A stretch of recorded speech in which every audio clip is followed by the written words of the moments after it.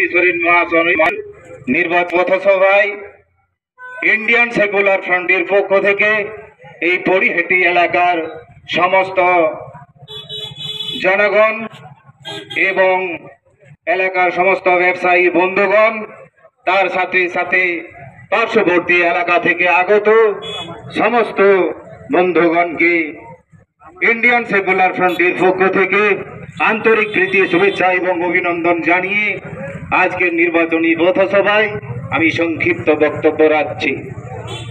আপনারা জানেন, আজ পশ্চিম বাংলার যে দুর্নীতি, সেই দুর্নীতির নগ্ন রূপ আমরা সোশ্যাল মিডিয়ার দৌলতে বা ইলেকট্রনিক মিডিয়ার দৌলতে, প্রিন্ট মিডিয়ার দৌলতে আমরা সকলেই কম বেশি ওয়াকিবহাল এবং আমরা লক্ষ্য করতে পাচ্ছি, দেখতে পাচ্ছি পরিষ্কার যে আজকে এই তৃণমূল কংগ্রেস যে মমতা ব্যানার্জির সরকার, এই সরকার আজকে পা থেকে মাথা পর্যন্ত দুর্নীতির মধ্যে ডুবে রয়েছে। এটা অস্বীকার করার কোনো জায়গা নেই। কিন্তু ওনারা এখনো নির্লজ্জের মতো আমাদের গ্রাম বাংলায় এখনো তৃণমূল কংগ্রেসের প্রচার প্রসার করে চলেছেন নির্লজ্জের মতো। ভাবতে অবাক লাগে, আজকে এই তৃণমূল কংগ্রেসের দুর্নীতির যে ইতিহাস এই পশ্চিম বাংলার জনসমক্ষে পুরা নগ্নভাবে প্রকাশিত, তবুও এখনো পর্যন্ত ওনারা নির্লজ্জভাবে জনগণের কাছে মুখ দেখাচ্ছেন। আমার তো মনে হয় যে পশ্চিম বাংলা সরকার যে রকম ভাবে দুর্নীতি প্রকাশ পেয়েছে, পশ্চিম বাংলা সরকারের, এই সরকারের নৈতিক কোনো ক্ষমতায় থাকার কোনো নৈতিক অধিকারটুকু নেই। কিন্তু আপনারা একবার ভাবুন, কতটা নির্লজ্জ হলে এখনো মমতা ব্যানার্জি মুখ্যমন্ত্রী মহাশয়া এখনো মুখ্যমন্ত্রীর চেয়ার আঁকড়ে রেখেছেন। আমি হলে তো সঙ্গে সঙ্গে পদত্যাগ করে দিতাম, যে এত দুর্নীতি জনগণের কাছে আমি মুখ দেখাবো কি করে।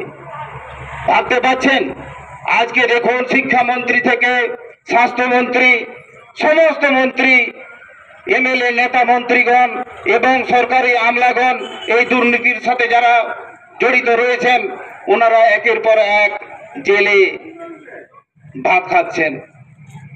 এক কথা বলা যায়, মমতা ব্যানার্জির যে উন্নয়ন, সেই উন্নয়ন জেলে শুয়ে রয়েছে।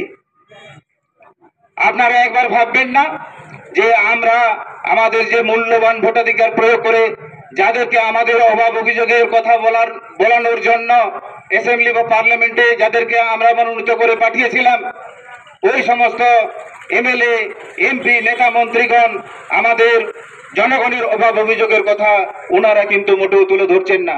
শুধু ওনারা ছলে বলে কৌশলে নিজেদের পকেট ভরানোর কথাই চিন্তা করে যাচ্ছেন। তারপরে আপনারা একটা জিনিস খেয়াল করবেন, এই মমতা ব্যানার্জি যে তৃণমূল কংগ্রেস টিএমসি সরকার, এই টিএমসি সরকার কিন্তু দুর্নীতি দিয়ে ক্ষমতায় এসেছিলেন। আপনারা নিশ্চয়ই সকলে জানেন, সেই সময়ে সারদা কেলেঙ্কারির যে রূপ, যে চেহারা আমরা তখন প্রত্যক্ষ করেছিলাম।